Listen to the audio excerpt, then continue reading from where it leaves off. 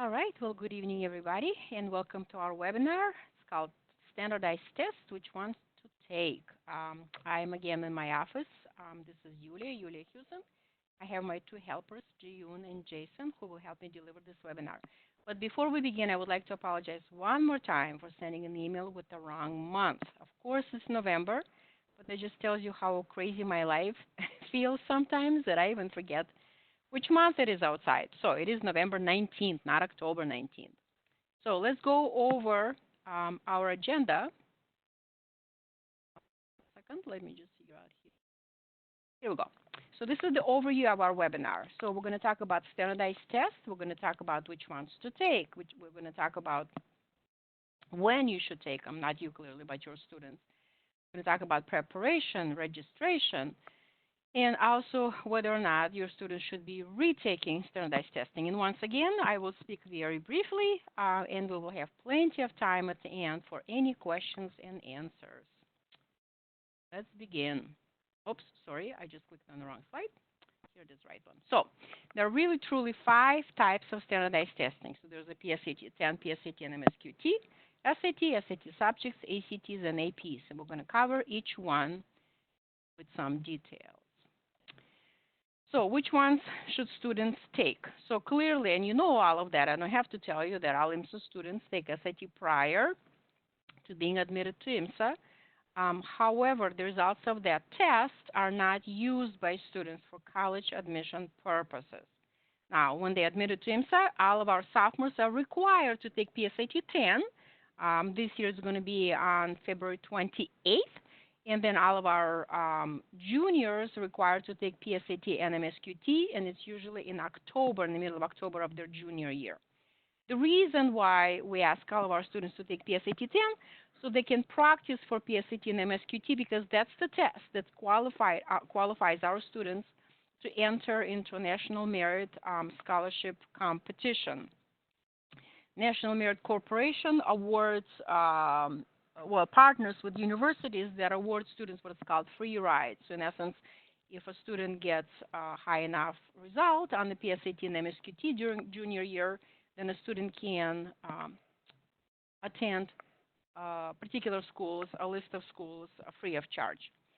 Now, some of our students take SAT, some of our students take ACT, and then some of our students take subject test. And by some, I mean really, truly, there's no rhyme or reason. And there isn't a 100%. So not all of our students, 100% of them take SAT or ACT or subject test. So it depends on their college list. And a typical window for the subject testing will be the summer after junior year, and a typical window for the SAT or ACT will be the second semester junior year, but we're going to get to that slide separately. And then the very final, the 5th type of examination is APs.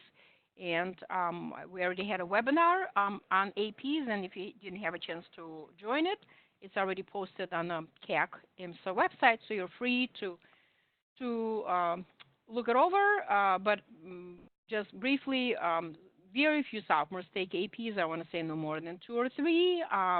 Lots of juniors, probably half of the class, if not more, and then half of the senior class take APs. And AP exams are usually taken at the end of a completion of a particular course or a sequence of courses. And we'll get to that a little bit later, too. Now, when? This is the slide to when you should take the test. So as I already mentioned before, so the sophomore year, so there really truly one mandatory test, and the mandatory test is the PSAT 10 test. This year it's going to be on February 28th. Results of that test serve no purpose at all except for allowing students to prepare for the PSAT and MSQT they will take the following year. So the results of the PSAT 10 are not sent to any single college, are not viewed by any colleges, are not viewed by any admission people, just viewed by you, parents, viewed by us, and the students. And then, as I already mentioned before, we have very, very low number, no more than 3, let's say between 3 and 5 of sophomore students who take AP exams.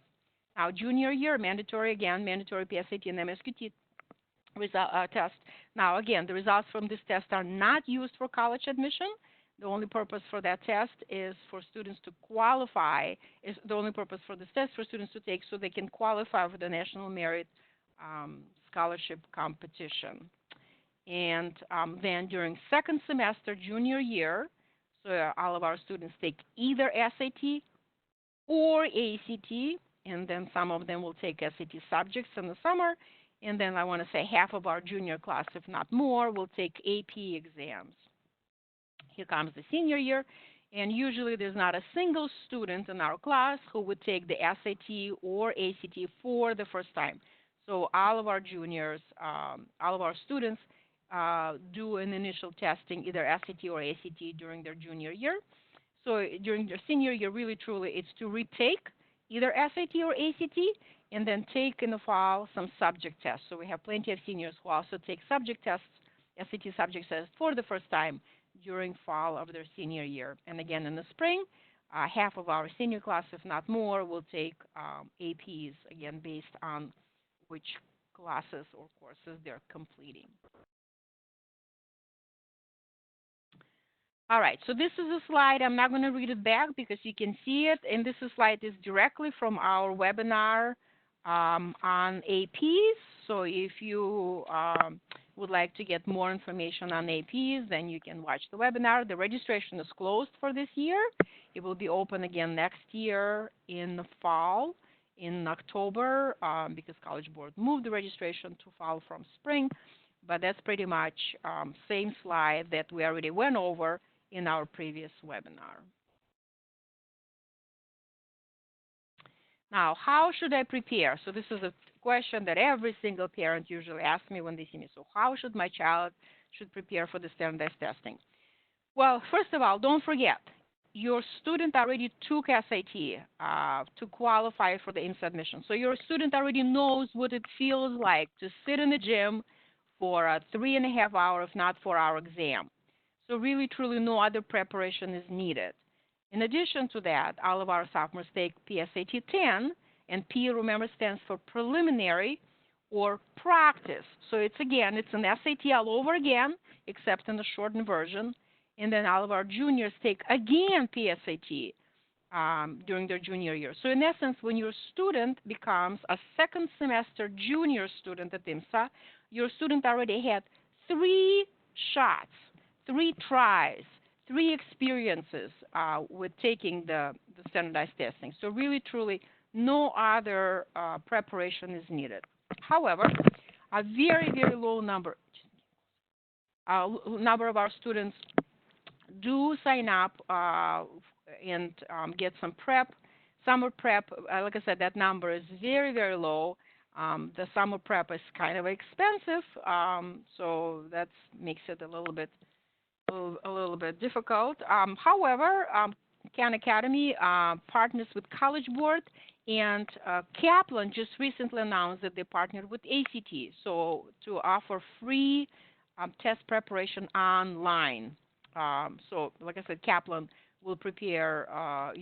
Students can sign up with Kaplan and prepare for the ACT, and then the students can sign up at Khan Academy and prepare for the SAT.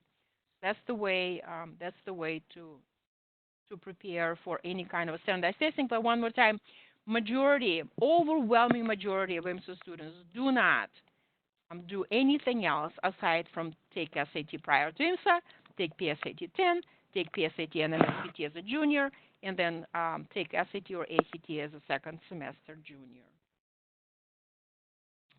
This is the registration. This is a very, very, very important slide. We will send similar information to all of our juniors when we will send home the PSAT and the MSQT results right before Christmas break, right before winter break, second week of December. But basically, PSAT 10 and PSAT and MSQT is all taken care of by the CAC office. So we register our students. IMSA collects money. You really, truly don't have to do anything. A very different story when it comes to SATs or ACTs. It is completely students' responsibility and parents' responsibility to register. So it's parents' responsibility to register your student, or if a student has access to a credit card, then the student can do it him or herself. To register for the SATs and ACTs, they need to register either on the College Board or on the ACT.org. IMSA is a national test site 6 times a year. So 4 times we administer SAT on the IMSA premise for all students who are interested, not just for IMSA students, because we're a national test site, and then twice for the ACT. So the ACT tests are in October, and they are for seniors who would like to retake them, and then in April for juniors who would like to try them. And then the SAT is administered in November, December, March, and May. The dates are posted on the IMSA CAC website. So if you log in and if you click on the link standardized testing, you will see exactly which dates are to choose a date and register for a test at IMSA, because it's much easier for your student to get up and come from a walk over from a dormitory to the gym and take the test, rather than you coming on a Saturday to pick your student up and drive your student to some other location for the testing. And then AP's registration is, like I said, it's closed already, but it's also done completely by IMSA. So it's an online registration done by students, but we collect all the payments here in our office, and we ask our students to complete registration not only on total registration, which is an online registration system we use, but also on the College Board. So that's how you register for your student for standardized tests and for ACTs. Now we almost came to our last slide, and this is a question that also comes up very often, and can my student retake standardized testing? The answer is absolutely not when it comes to the PSAT and PSAT and MSQT. But then remember, neither test qualifies students for college admission. So therefore, there is no penalty here. The SAT and MSQT does qualify students for the National Merit Scholarship competition, but not for the college admission. A student can take as many SATs and ACTs and as many subject tests as a student would like, and colleges do not penalize students for a number of testing. Clearly, it costs money, so you're going to be out of a bunch of money if your student signs up for, let's say, 6 tests, so don't do that.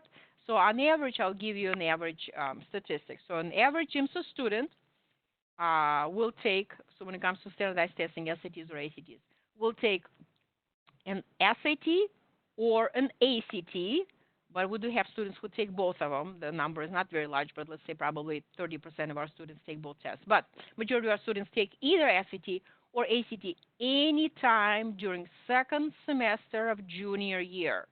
So anytime starting in January. So there's January, there's March, there's April, and there's May. And then our students, IMSA students, not a big number again, if I have to guess, maybe like 25% will retake either SAT or ACT in the fall of their senior year. So in other words, majority of our students will, well, not majority, but many of our students will have 2 tests under their belt before they start applying to colleges. And then remember, colleges always use the best test results. So your student can never be penalized, let's say, for taking an ACT and scoring 28. I'm just making this up, and then taking ACT again and scoring 32. And if college receives both tests, college is going to take the 32, the highest of the 2. And then when it comes to APs, I have never, ever met a student who took an AP exam twice in any particular subject. They're pretty expensive. That's the most expensive of all testing are AP exams, AP examinations. So our students just take it once and just live with those results. And then remember again, AP exam results are not factored into the college admission process. They're only factored into the college, into the course placement in the fall when your student becomes a freshman. Then your student will send his or her AP exam results, and the college will place your student in, biology, let's say 201 instead of biology 101 if your student brings 5 or 4 on the AP biology test. So that's pretty much it. We came to an end. Like I said, this is a short webinar, but by design. So now I will be more than happy to answer any questions you might have.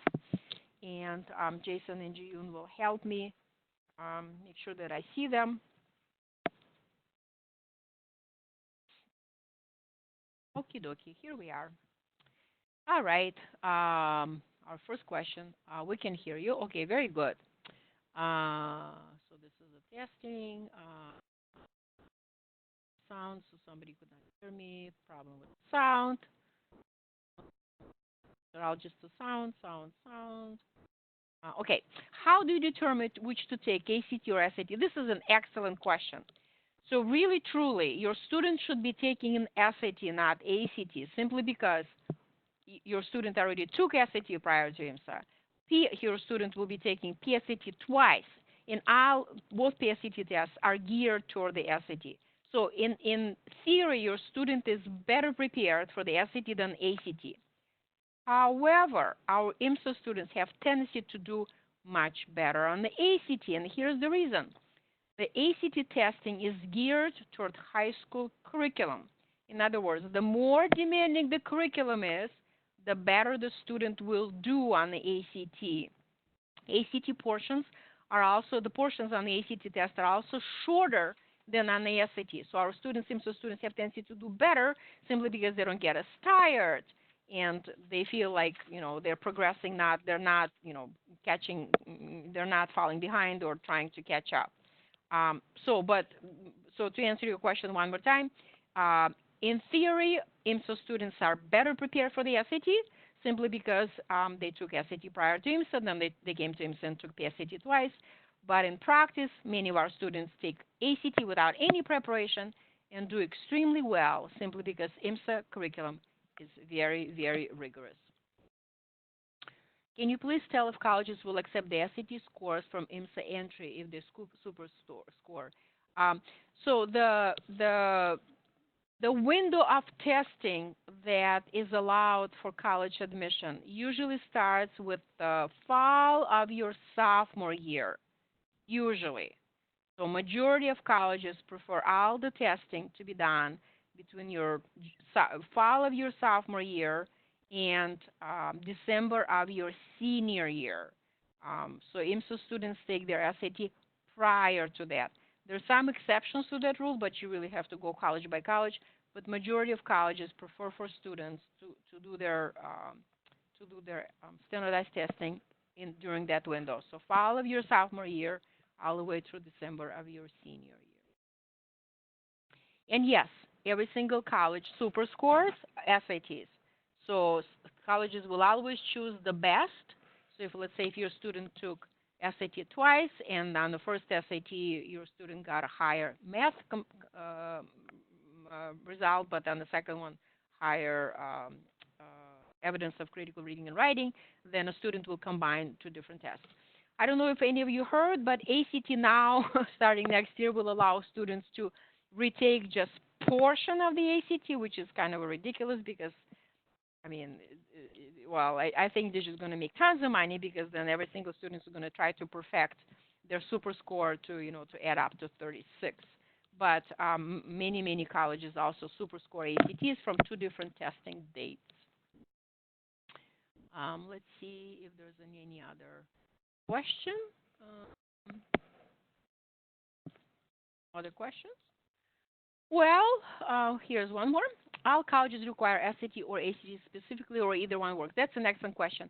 It's either or. There's not a single college that requires students to take a particular either SAT or ACT. However, there's a number of colleges that require students to take SAT subject tests, and MIT being a good example, or Caltech. Those two colleges are very popular with IMSA students. So those two colleges absolutely require our students to take the SAT subject test. But when it comes to the ACT or SAT, it's either or. Even Ivy League school colleges do not differentiate. Yes, the answer is correct. There's Ivy League college, or any college, really truly does not have a preference. A student can submit either ACT or SAT. That is correct. Let's see if there's any more questions. Thank you so much, by the way, for joining us tonight. I will try to post this webinar tomorrow, so you can always refer to any slide of your choice.